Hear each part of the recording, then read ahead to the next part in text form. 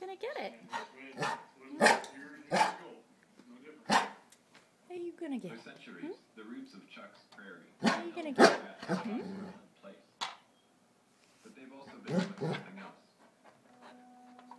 As generations of prairie plants Go. have grown up, decayed, and grown again, they've moved millions of pounds of carbon out of the air and into the ground. How you gonna get it? Worldwide, soils now store more carbon than the atmosphere. Building up that carbon-rich soil would help combat global warming. But erosion can send the carbon back into the atmosphere and cause the land to lose its fertility.